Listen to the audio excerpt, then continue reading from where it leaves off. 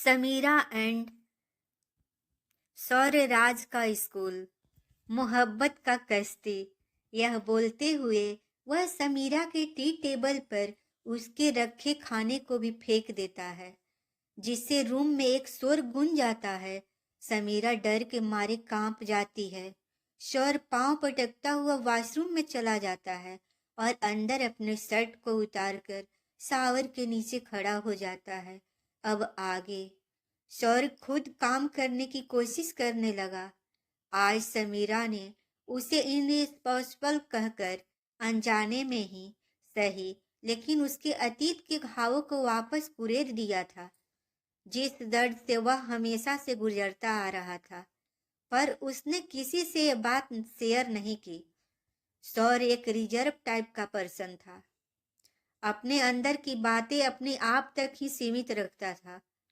उसे देखकर कोई नहीं बता सकता था कि वह क्या सोचता है। बिजनेस और अंडरवर्ल्ड के लोग उसे उसकी निर्दयता के लिए जानते थे। वे उसे एक हार्टलेस पर्सन मानते थे, जिसके सीने में दिल ही ना हो। सौर का दिल सिर्फ अपने बेटे राज और अपनी फैमिली के लिए धड़कता था। बाकी सबके लिए एक क्रूर हार्टलेस पर्सन था।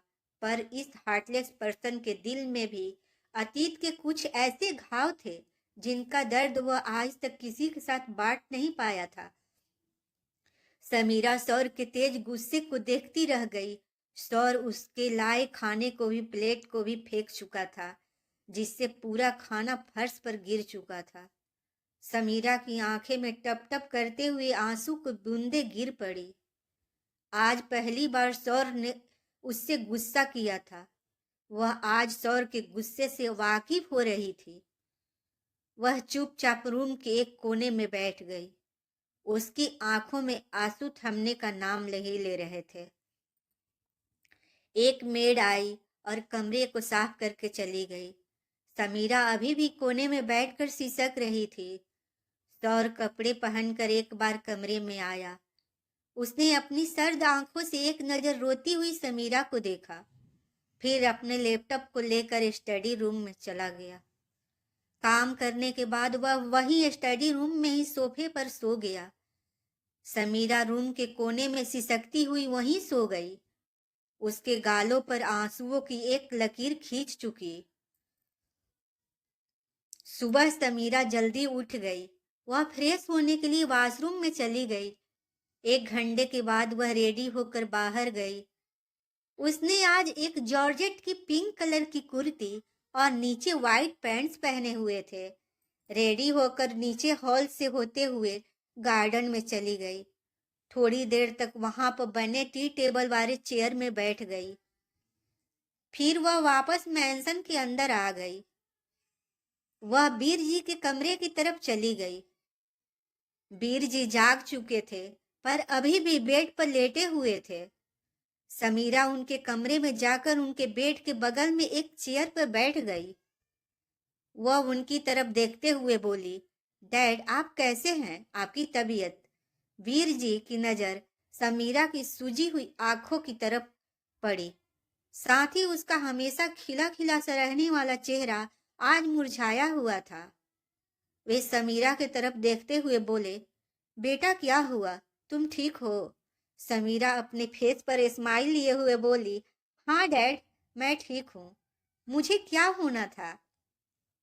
वीर जी समीरा के सिर पर प्यार से हाथ फेरते हुए बोले, अगर मन में कोई बात है तो तुम अपने डैड को कह सकती हो।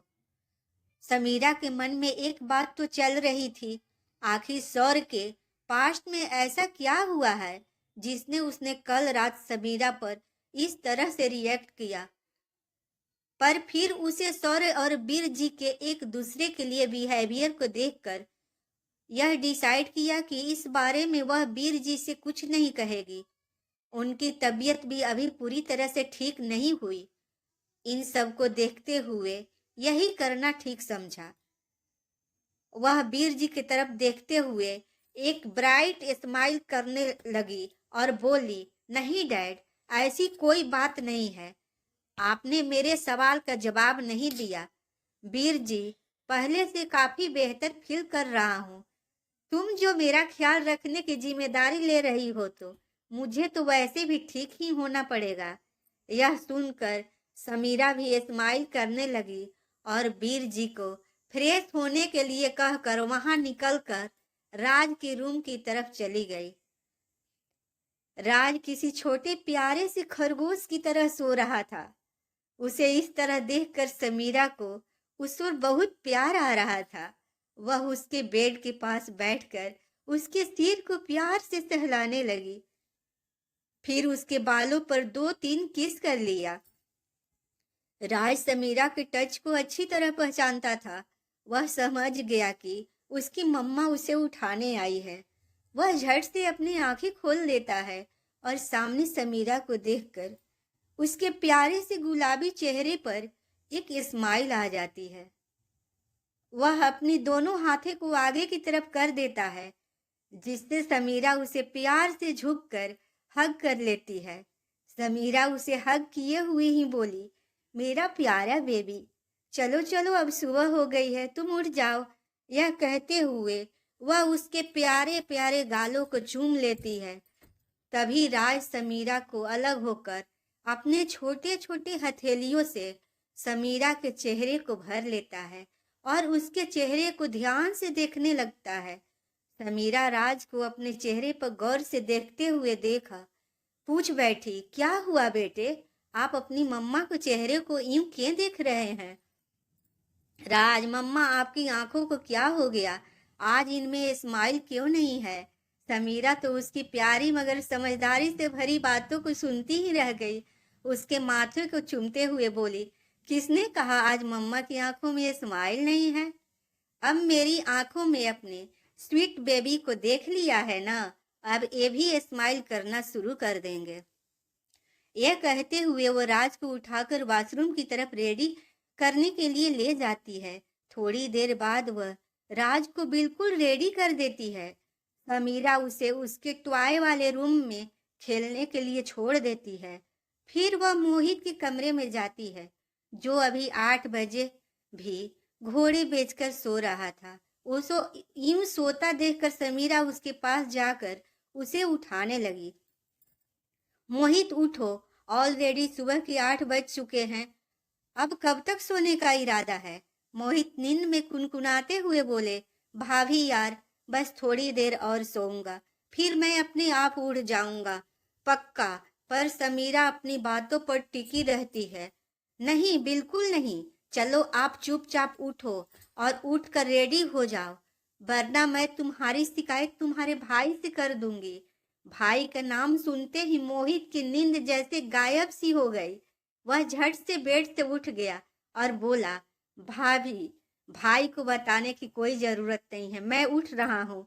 यह देखकर समीरा हंस पड़ी और मोहित के कमरे से बाहर आकर किचन में सबके लिए ब्रेकफास्ट बनाने चली गई।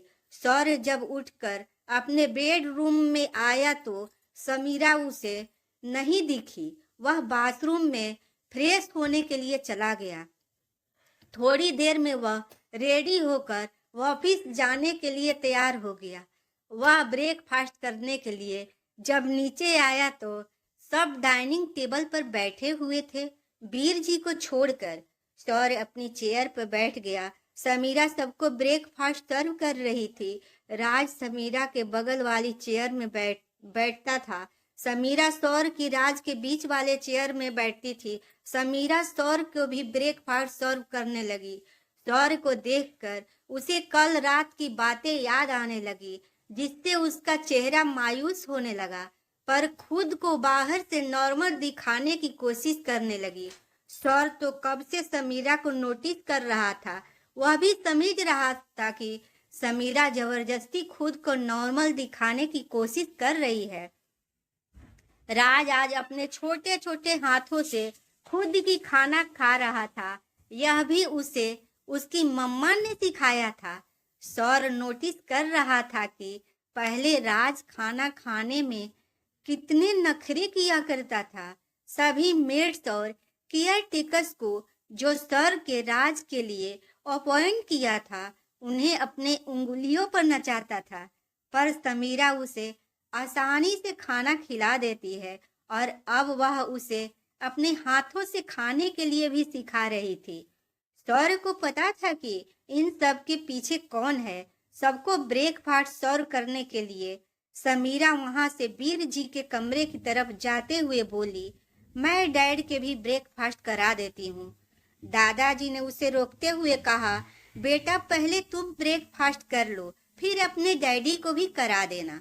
समीरा ने दादाजी की बात नहीं टाली और बैठकर ब्रेकफास्ट करने लगी। सौर देख पा रहा था कि समीरा को सबकी कितनी फिक्र है। ब्रेकफास्ट के बाद राज सौर के पास जाकर बोला, डैडी आज स्कूल में सबके मम्मी डैडी सिंगिंग और डांसिंग कंपटीशन में आने वाले हैं, आप भी मेरे साथ चलो ना। राज अभी नर्सरी में था। आज टीचर्स ने नर्सरी के बच्चों का एक डांसिंग और सिंगिंग कंपटीशन रखा हुआ था, जिसमें सबके मॉम डैड आने वाले थे। राज अपने डैडी से रिक्वेस्ट करके आस भरी नजरों में उनकी तरफ देखने लगा। आज सौर की एक इम्पोर्टेंट मीटिंग थी, पर लास्ट में उसने अपने बेटे के स्कूल जाने का तय किया, जिससे राज बहुत खुश हो गया। फिर उसने समीरा का हाथ पकड़ते हुए कहा, मम्मा आप भी मेरे साथ चलो ना। समीरा भला अपने प्यारे राज की बातों को कैसे टाल सकती थी। उसने भी हाँ में सिर हिला दिया, जिससे राज खुशी से झूम उठा, क्योंकि अब तक सौर ही उसके स्कूल उसे छोड़ने के लिए जाता था और स्कूल के फंक्शन सभी वही अटेंड करता था।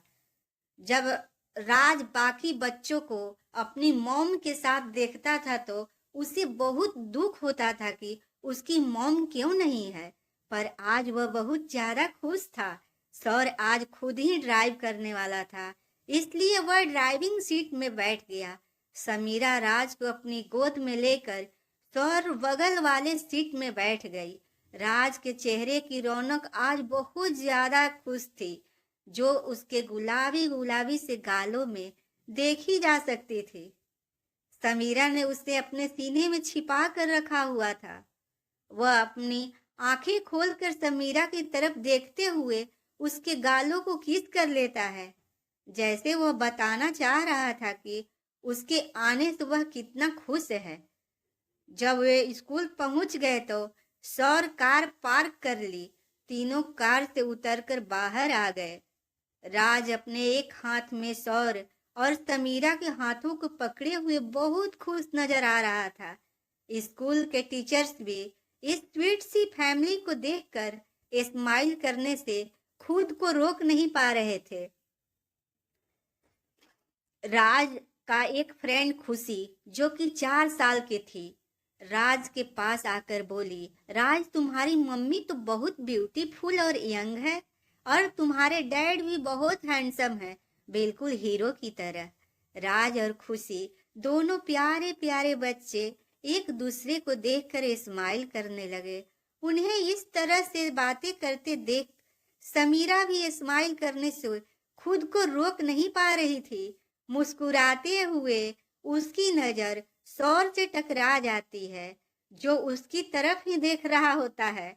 यह देखकर समीरा दूसरी तरफ देखने लगती है। कहानी में आगे क्या होने वाला है, जानने के लिए पढ़ते रहिए मोहब्बत का कश्ती और बने रहिए कहानी पर।